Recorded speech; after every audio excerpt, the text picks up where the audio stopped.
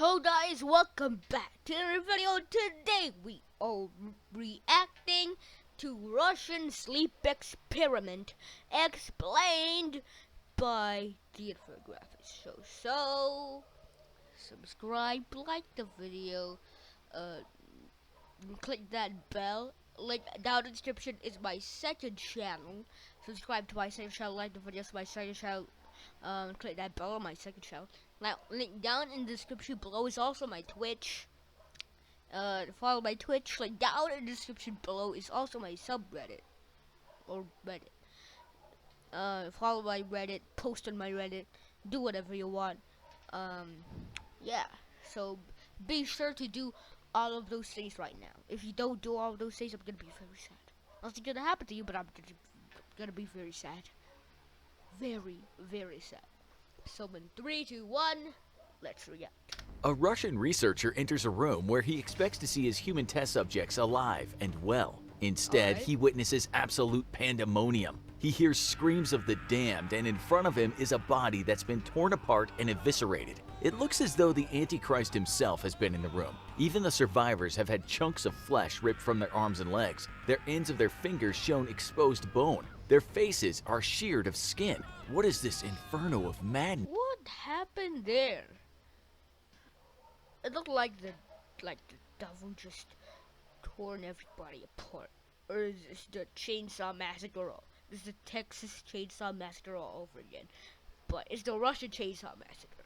Yes, thinks the researcher. This wasn't exactly how the experiment was supposed to turn out, he thinks. Okay, the food wasn't great. We might have made those beds a bit more comfortable, but tearing each other to shreds over a bit of lost sleep? Come on, guys. That's not very comrade of you. That nightmare scenario is straight out of the famous Russian sleep experiment, if you believe it really happened. Let's start from the beginning of the story, and then we'll tell you what our team of world-class sleuths dug up on the truth behind this horrific experiment. So, it's the late 1940s, and Soviet-era researchers have created The Soviet Union. It's like World War. World War II is there? a stimulant Pretty that sure. they believe can keep a person awake for a long time, which is handy when you're fighting a war. In Yeah. the Second World War, the Germans had their version of such a stimulant, which was a formidable methamphetamine called Pervitin. The Americans and the British would dose their troops with the amphetamine Benzedrine, which was similar to your garden variety speed.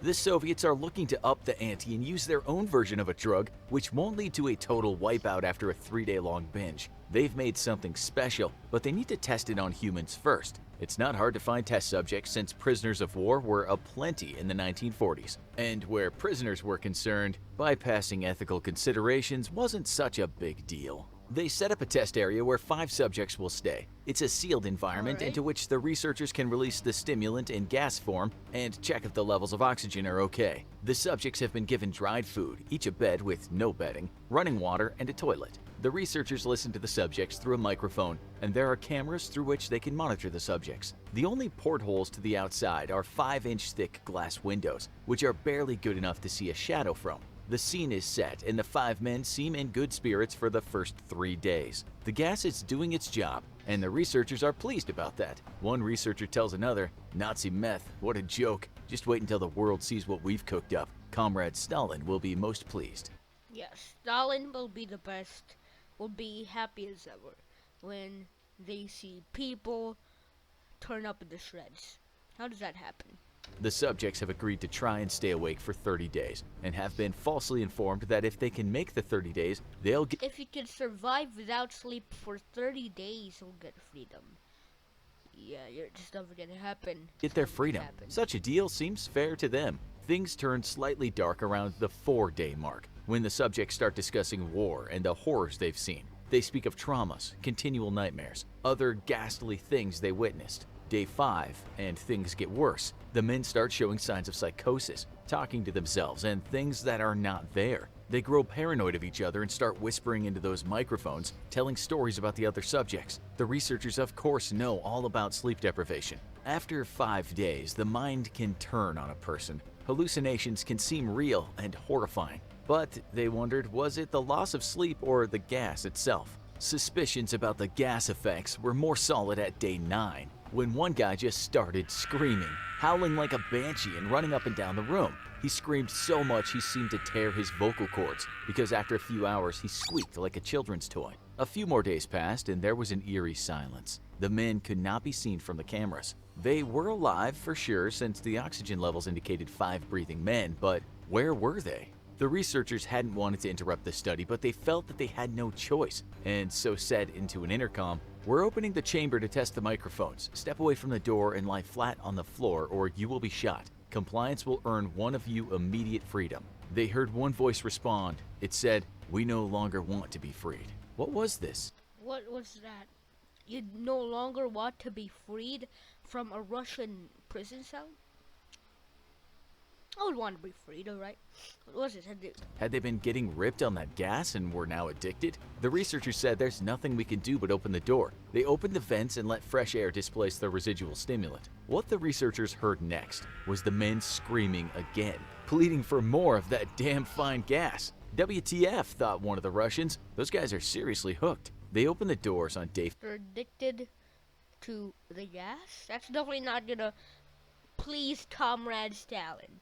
15, alright? It's definitely and to not their gonna please him. surprise, saw one man was dead. You know what the scene looked like because we laid that out for you in the intro, but we didn't tell you what happened shortly after the gruesome discovery of the half-eaten man and the wounded survivors. On The half-eaten man and the wounded survivors. That's a story that you can never tell to your children. closer inspection, the researchers saw that the wounds on the men were very bad. They looked as if they might have been self-inflicted too. They had torn the skin and muscles from their own chests, which revealed the horrific sight of the men's lungs. Each man, it had seemed, had performed this macabre surgery on himself. Blood vessels that were still working had been removed. Other internal organs were seen laid out on the floor like a piece of art, and the men were going to eat those morsels. They were dining on their own bodies and doing it with enthusiasm. The researchers called for backup, not daring to go near those poor. That is disturbing, disgusting, and definitely not a story that you want to tell to your children. Wow. Wretches. They closed the door to howls of the men pleading for the gas to come back. When soldiers arrived to help remove the subjects, the extrication process wasn't exactly fun. One of the subjects ripped a man's throat right out, while another soldier had his balls removed. 5 soldiers lost their lives in total, but some of One soldier ripped. Oh no. Oh no. Oh no. throat right out, while another soldier had his balls His throat right out and removed. 5 soldiers lost their lives in total, but 5 soldiers lost their lives of these crazy people that were addicted to a gas that Comrade Stalin would not be pleased with this. Definitely not. Oh, that hurts, that hurts. some of the victims took their own lives after the event. Once the subjects were out, the doctors injected enough morphine into them to sedate a Canadian moose. But the men still fought like wild beasts. To sedate a Canadian moose. And they're still not sleeping at all. How are they still alive? How? No. One subject bled out and his heart stopped beating, but he still carried on screaming, "Give me gas! I need gas!" A doctor had some bones broken during that grim spectacle. The 3 others were eventually sedated and strapped and moved to a secure facility. The researchers talked to each other, saying things like, "That wasn't meant to happen, was it?" They hated to admit it, but maybe the Nazis, the Brits, and the Americans had done the right thing in just plying their troops with top-notch crank. The surgeons got to work on putting the missing organs and bits of viscera back into one man, but this guy almost broke through his restraints. When the docs finally got the anesthetic into him, the man's heart stopped and he died right on the spot. The autopsy showed he had broken 9 bones and his muscles were torn all 9 broken bones and muscles are torn all over the body. How do you do that? How do you rip a man's balls right out? And rip his throat out and his balls were removed. How? How do you do that stuff?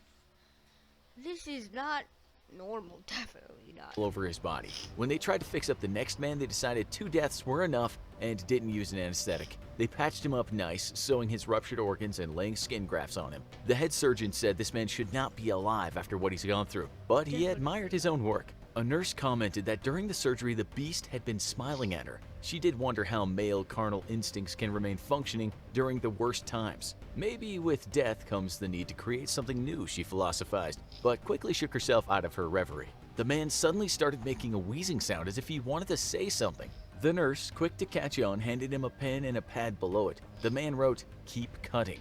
Wow, she thought, what? Keep cutting. Ow! How do you do this kind of stuff? A maniac. She was glad she'd not reciprocated his flirty smile. As for the other maniac, he laughed like a hyena during his bodily reconstruction. He said he wanted that gas, the good stuff. And when asked why, he said he just needed it to stay awake. The surgeon mused, if these guys weren't so hell-bent on eating themselves, they'd make excellent night shift custodians. Cleaners, perhaps, or maybe security. But he knew all too well that they couldn't be trusted to wash their hands. Then, a former They couldn't be trusted to wash their hands. Wow. Ow. KGB agent had an excellent idea, something that had amazingly escaped everyone else's thoughts. Why not put these poor suckers back on that gas? He said it seems the problems all start when they all go into withdrawal. Hi, they're okay, if not a bit hyper and paranoid. We can work with that. Once back on the gas, they were fine and dandy, but then something strange happened. The EEG monitor showed crazy brain activity, but then it just died down. One man flatlined. Finally, he just died. His last boost of that junk had done him in, or at least it seemed so. The last guy ended up back in the study room with the other guy seemingly dead on the bed, but 3 researchers were in there too. Suddenly, one of the researchers shot the commander and then shot the subject. He then shouted out loud, "I won't be locked in here with these things, not with you. What are you? I must know." The subject that was shot, but evidently was not dead, replied, "Have you forgotten so easily? We are you. We are the madness that lurks within you all, begging to be free at every moment in your deepest animal mind. We are what you hide from in your beds every night. We are what you sedate into silence and paralysis when you go to the nocturnal haven where we cannot tread." That was almost the end, but for good measure, the researcher put a bullet into the man's chest. Yeah, put a bullet in it. Get him dead. Because this is definitely not a story you should tell to your children. Yeah. Which might have breached the Hippocratic Oath somewhat, but hey, harsh times call for harsh measures. The end. So, a lot of people seem to think this all actually happened. Now, without much investigation, one can easily tell by reading this catastrophic flash fiction. Again, there are always problems with these. No? Working. This was a secret experiment. Working. This was a secret experiment. Now, without much investigation, one can easily tell by reading this catastrophic flash fiction. Never mind turn that person into a cell, there is the routinely come back from the working. This was a secret experiment that went wrong. High on that wicked drug, maybe men could routinely come back from the dead and rip out their own organs and even do a bit of flirting when the mood took them. How do we know that it isn't true? Well, there is the matter of recorded history and plausible science. No gas has ever been discovered that can keep a person awake for 15 days. Never mind turn that person into a self-loathing zombie. There is no history of the But it's definitely a horrific story. Something you would never tell your children. experiment anywhere but on a website that's known for its scary, fictional, I'll say it again, fictional tales. It would be astounding if one author alone, writing badly from his or her bedroom, had access to more secret information than the CIA and the British Secret Services. As we said in the story, and we embellished this part ourselves, many soldiers on all sides of the war broke so bad that they could stay awake longer. The officers were handing out that stuff like candy, but not even the most dedicated ice fiend could stay awake for 15 days. And those badly buzzed soldiers would have likely only done 24 to possibly 36 hours awake. The Pentagon has even done studies on this, and even if men are forced to stay awake for more than 48 hours, they will become pretty slow and pretty much... The Pentagon has done studies on this. Wow. The Russians are really getting their fictional tales out right now. You can't believe the Russians.